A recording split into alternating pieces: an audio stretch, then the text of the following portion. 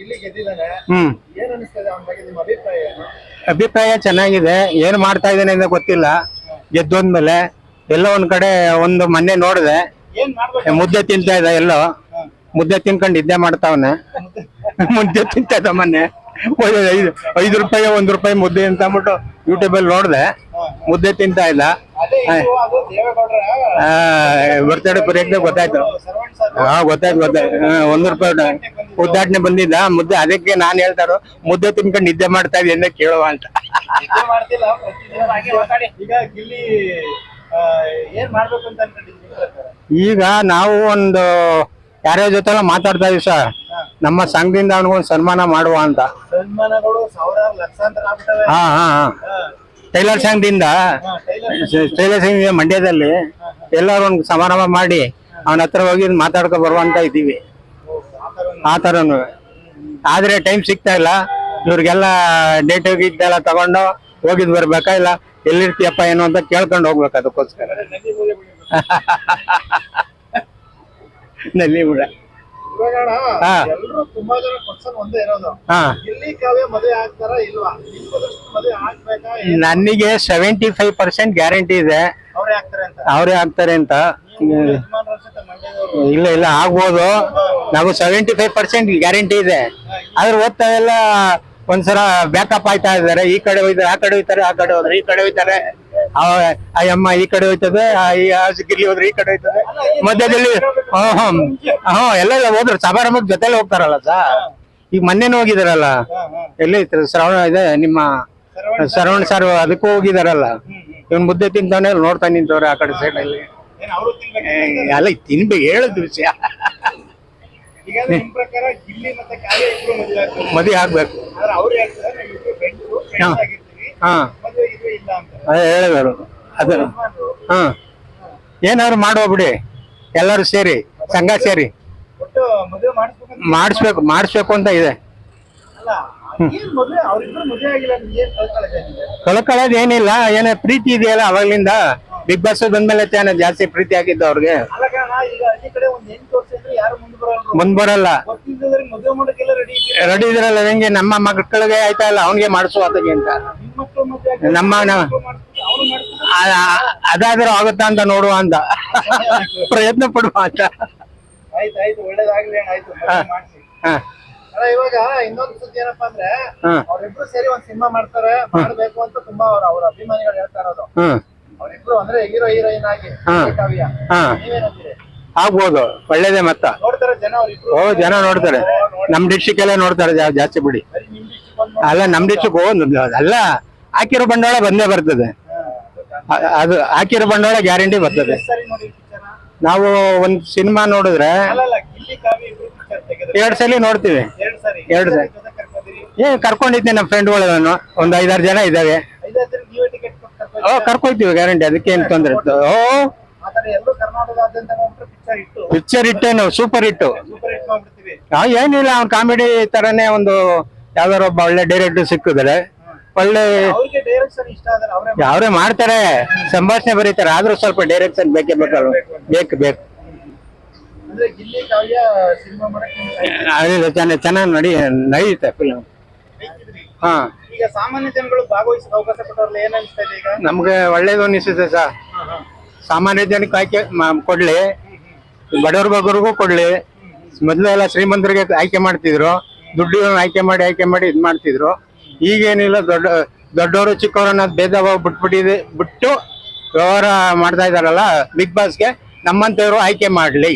ನೀವು ಹೋಗ್ಬೇಕಂತ ಇಷ್ಟ ಇದೆ. ಸೂಪರ್. ಈಗ ಅವ್ರು ಏನ್ ಕೇಳೋರು ಅಂದ್ರೆ, ನೀವ್ ಹೇಳಿದ್ರಿ ದುಡ್ಡಿರೋರ್ಗೆ ಮಾತಾಡ್ದ ಅದೇನು ನಡೀತಿಲ್ಲ, ಕಲಾವಿದ್ರು ಮಾಡ್ತಿರೋ ಬಟ್ ಗೊತ್ತಿದ್ದಾನೆ ಹೇಳ್ತಿದ್ರು.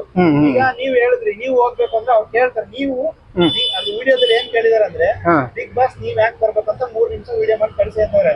ಬಿಗ್ ಬಾಸ್ ನೀವ್ ಯಾಕೆ ಹೋಗ್ಬೇಕು, ಅಲ್ಲಿ ಹೋಗಿ ಏನ್ ಮಾಡ್ತೀರಾ? ನೋಡೋದು, ಅಲ್ಲಿ ಒಂದ್ ಪ್ರಯತ್ನ ಪಡೋದು. ನಮ್ದು ಲಾಸ್ಟ್ ಪರ್ಮು ವಯಸ್ಸಾದ್ಮೇಲೆ ನೀವು ಪ್ರಯತ್ನ ಪ್ರಯತ್ನ ಪಡೋದು ಅಷ್ಟಕ್ಕೆ ನೀವು ಪ್ರಯತ್ನ ಪಡೋದಕ್ಕೋಸ್ಕರ ಅಲ್ಲಿ ಹೋಗಿ ಹೋಗಿ ಅಲ್ಲ ಎಲ್ರು ಹಿಂಗ್ ಪ್ರಯತ್ನ ಅಂದ್ರೆ ಜನ ಸಿಗ್ತಾರೆ ಒಂದ್ 13-15 ಜನ ಸೇರ್ಸ್ಕೊಳಕ್ಕೆ ನಿಮ್ಮಂತಾರಲ್ಲ ಹೊಂಟಾರ ಯಾರನ್ನ ಸೇರ್ಸ್ಕೊಳ್ಳಿ ಆಮೇಲೆ ಒಂದ್ 2 ವಾರ 3 ವಾರ ಆಟ ಆಡ್ಬಿಟ್ಟು ಬಂದ್ಬಿಡೋದು. ಅಲ್ಲಿ ಏನೇನ್ ಆಟ ಆಡ್ಬೇಕು ಅಲ್ಲ ಆಡೋದಲ್ಲ, ಹೇಳ್ಕೊಟ್ಟದನ್ನ ಮಾಡೋದು, ಅವ್ರು ಹೇಳ್ಕೊಟ್ಟದನ್ನ. ಅಲ್ಲ ಅಲ್ಲಿ ಹೇಳ್ಕೊಡೋದ್ ಏನ್ ಇರಲ್ಲ, ಅಲ್ಲಿ ಕೊಡ್ತಾರಲ್ಲ ಅದನ್ನ ಮಾಡ್ಬೇಕು. ಈಗ ಡ್ಯಾನ್ಸ್ ಮಾಡ್ಬೇಕು, ಡ್ಯಾನ್ಸ್ ಮಾಡಿರೋ ಹೊರಗಡೆ ಸ್ವಲ್ಪ ಮಾಡ್ಬೋದು, ಪ್ರಯತ್ನ ಪಡ್ಬೋದು. ಡ್ಯಾನ್ಸ್ ಮಾಡಿರಾ? ಮಾಡ್ತೀವಿ. ನೀವು ವಯಸ್ಸಾಗ ಹಂಗಲ್ಲ ಸ್ವಾಮಿ, ರಾಜ್ಕುಮಾರ್, ವಿಷ್ಣುವರ್ಧನ್, ಆಮೇಲೆ ಪ್ರತಿಭಾವಂತರ ಸಿನಿಮಾಗಳು ನೋಡ್ಕೊಂಡ್ ಬಂದಿರೋರು 40-45 ವರ್ಷದಿಂದ ನಾವು ಭಕ್ತರು, ವಿಷ್ಣುವರ್ಧನ್ ಅಕ್ಕ ಭಕ್ತರು. ಡ್ಯಾನ್ಸ್ ಕಲ್ತ್ಬಿಡಿ, ನೋಡಿ ಕಲ್ತಿದೀವಿ. ಡ್ಯಾನ್ಸ್ ಮಾಡಿದೀವಿ, ಡ್ಯಾನ್ಸ್ ಮಾಡ್ತೀವಿ, ಆದಷ್ಟು ಪ್ರಯತ್ನ ಪಡ್ತೀವಿ. ಜಗಳ ಆಡಿದ್ರಲ್ಲಿ ಫೈಟ್ ಇದು ಸಾಹಸ ಸಿಂಹ. ಈಗ ಜಗಳ ಆಡೋದ್ರಲ್ಲಿ ನೀವೇನ್ ಯಾವ ಊರವ್ರದ್ರಿ? ಮಂಡ್ಯ. ಮಂಡ್ಯದವ್ರಂದ್ರೆ ಜಗಳ ಆಡಕ್ಕೆ ರೆಡಿನಾ? ರೆಡಿ. ಜಗಳ ಆಡಕ್ಕೆ ಫುಲ್ ಕುಸ್ತಿ ಫೈಟ್. ಏನಲ್ಲ ಬೋಳಿ ಮಗನೇ ಫಸ್ಟ್ ಬಾಯಿ ಬರೋದು. ಬೈ ಬಾರಿಸುತ್ತೆ ಇದು ಫ್ಯಾಮಿಲಿ ಕಾರ್ಯಕ್ರಮ. ಅಲ್ಲ ಹೇಳುದು ಮುಖ್ಯ ಆಡ್ತೀವಿ. ಇಲ್ಲಿ ಒಂದು ಸೈಡ್. ಓಕೆ. ಈಗ ಅಲ್ಲಿ ಹೋದಾಗ ಆಡ್ಬೇಕು ತುಂಬಾ. ಈಗ ನೋಡಿ ಗಿಲ್ಲಿ ಎಲ್ಲ ಆಡ್ತಿದ್ದ, ಸುಮಾರು ಜನ ಆಡ್ತಿರೋ ಆ ತರದವೆಲ್ಲ ಆಡಕ್ಕಾಗುತ್ತೆ? ವಯಸ್ಸು ಹುಡುಗರು ಬಂದಿದ್ದೆಲ್ಲ ನೀವೆಲ್ಲ ಆಡಕ್ಕಾಗತ್ತಾ? ಕೆಲವು ಆಟ ಆಡ್ಬೋದು, ಕೆಲವು ಕಸರತ್ತಿ ಇರೋ ಆಟಗಳು ಆಡಕ್ಕಾಗಲ್ಲ.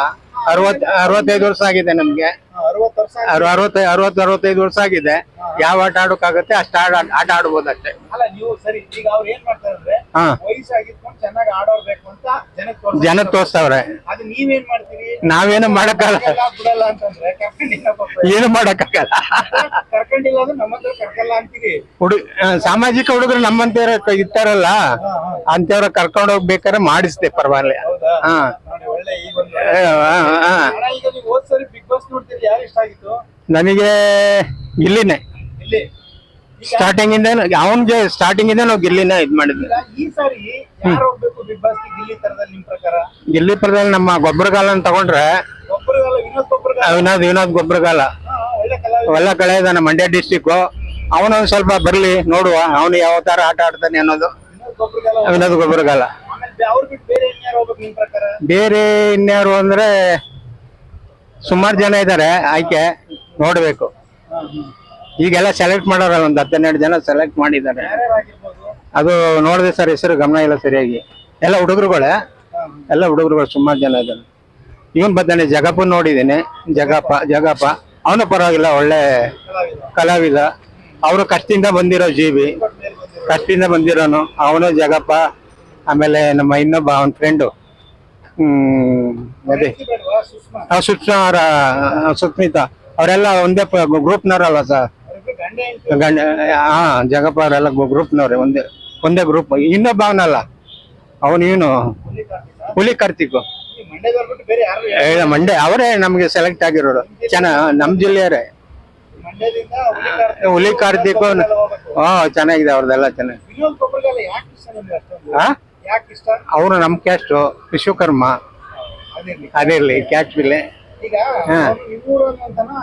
ಇಲ್ಲ ಒಳ್ಳೆ ಕಲಾವಿದ, ಎಲ್ಲಾದ್ರಲ್ಲೂ ಇದೇನೆ, ಅದಕ್ಕೋಸ್ಕರನೇ.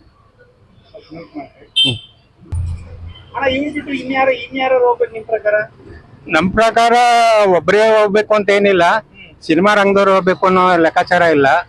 ಯಾವ ರೀತಿಲೋ ರೈತರಲ್ಲೋ ಇಲ್ಲ ಬೇರೆ ಬೇರೆ ರೀತಿಲೋ, ಈಗ ಮಗ್ಗದವ್ರು ಅವ್ರೆ, ಟೈಲರ್ಗಳು ಅವ್ರೆ, ಆಮೇಲೆ ಚರ್ಮ ಹೊಲಿಯೋರು ಅವ್ರೆ, ಬುಟಿಕ್ರು ಅವ್ರೆ, ಎಲ್ಲ ರೀತಿಲೂ ಜನ ಇದ್ದಾರೆ.